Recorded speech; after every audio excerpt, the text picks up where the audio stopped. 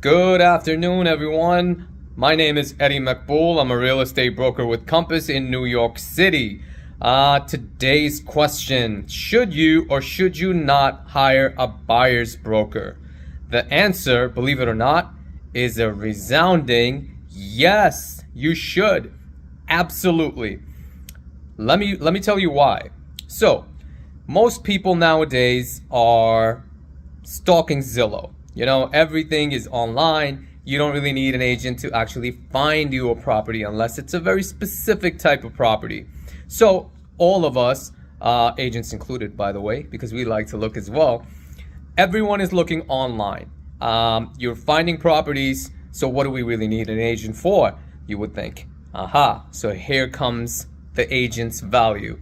First and foremost, places like New York City, you can probably get to a listing agent by yourself.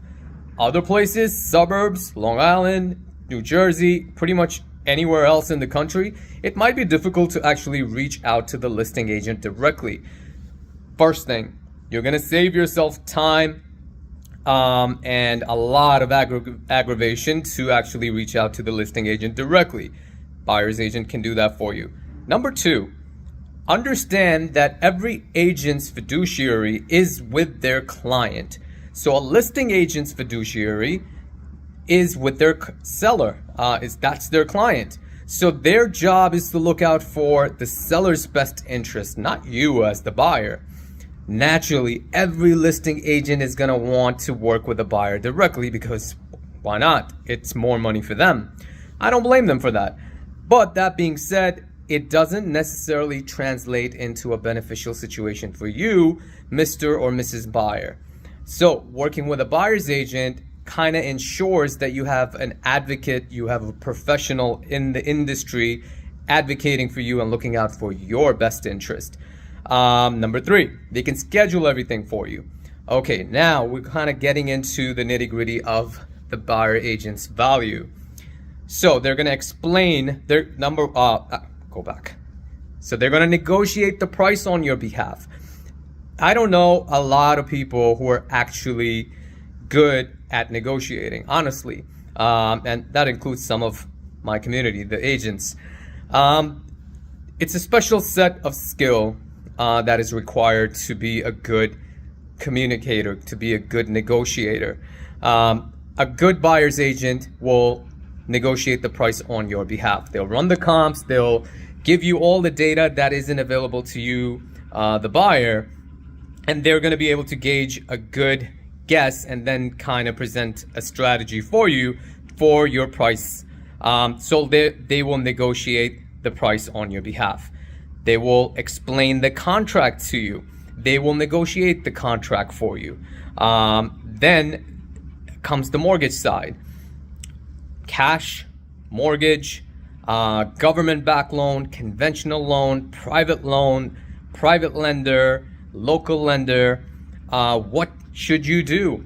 Who are the contacts? How do you know which is good?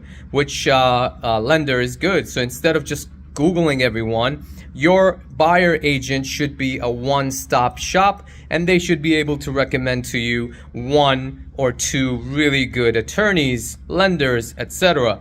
Now we're at attorneys. So attorneys are also a very vital part of a transaction.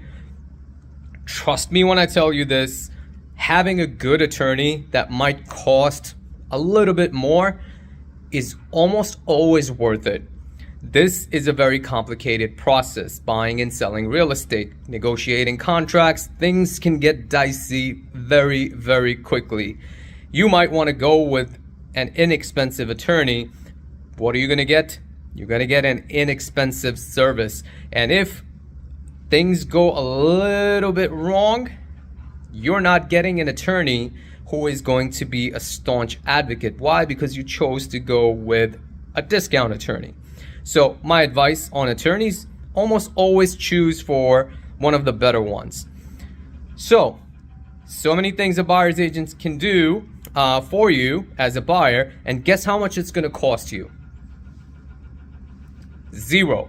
You are going to get that professional's entire list of services for absolutely nothing. Why? Because they are going to get compensated by the seller. When the listing agent takes the listing, the commission is built into paying the buyer's agent. That way, you have a professional advocating for you, working for you, being your assistant, saving you so much time. Time is money. Money is value. And they're going to be able to represent you in the best possible way. So, should you get a buyer's agent? Absolutely. But always do your due diligence. Look for reviews. Speak to maybe 1 or 2 agents, maybe 3, and then decide which one actually works with you better.